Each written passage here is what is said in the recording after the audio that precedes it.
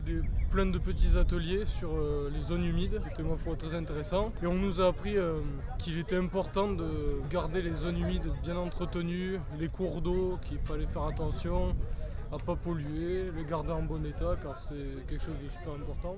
Aujourd'hui, nos animaux pâturent régulièrement sur cette zone depuis l'année 2019. On avait quelques inquiétudes au démarrage sur le fait que ces animaux dans cette zone un peu humide puissent avoir des soucis de santé, notamment à cause du parasitisme.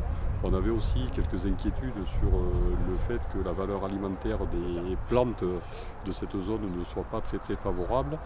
Et depuis quelques années de fonctionnement, on s'aperçoit que les animaux qui pâturent sur ces zones ont des performances tout à fait comparables à celles qui pâturent sur des zones conventionnelles.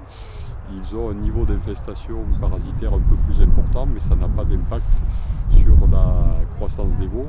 Et l'autre intérêt aussi de ce pâturage en zone humide, c'est que nos animaux bénéficient d'une ressource fourragère pendant l'été, alors que c'est parfois difficile au niveau de l'exploitation. Donc ces animaux peuvent bénéficier d'un fourrage vert de qualité convenable tout au long de la saison de pâturage.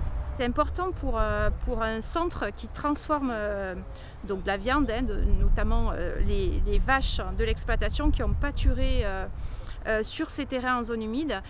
C'est important que nous, en tant que transformateurs, on puisse transmettre à nos clients donc les valeurs de l'élevage. Et ces valeurs de l'élevage, là, elles sont importantes puisque ce sont pour l'exploitation de l'établissement, le label Bleu Blanc Cœur, qui, au-delà de l'aspect nutritionnel de la viande intéressant, a un aspect environnemental important.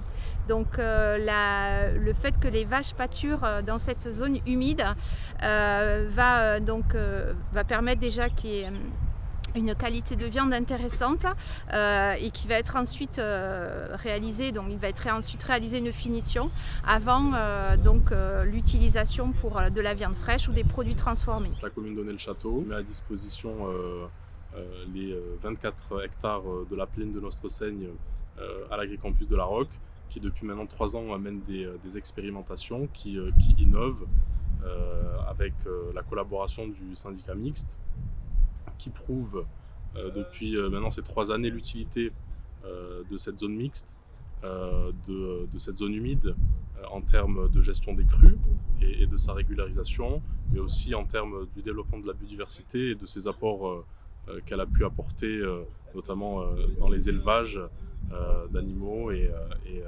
la préservation de cette biodiversité.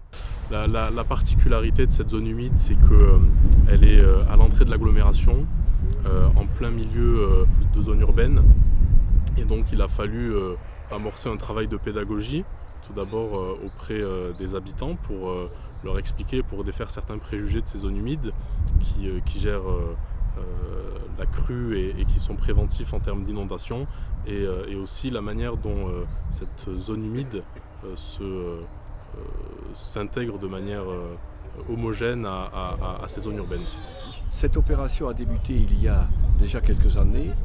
Un lundi matin, nous sommes venus ici même avec Monsieur le maire d'Onnay-le-Château, Monsieur Jean-Philippe Kérillian, l'Agence de l'eau à Tour-Garonne et le SMBV2A.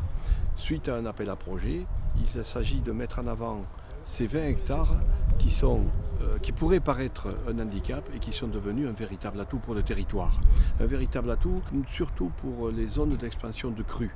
Aujourd'hui, cette zone, on l'a vu à l'occasion des orages ou de la pluviométrie de 2019, a bien joué son rôle, et travailler les zones d'expansion de crues de cette manière en amont de Rodez est un investissement extrêmement intéressant qui peut être relativement peu coûteux compte tenu de la mission et du service qu'elle peut rendre au territoire.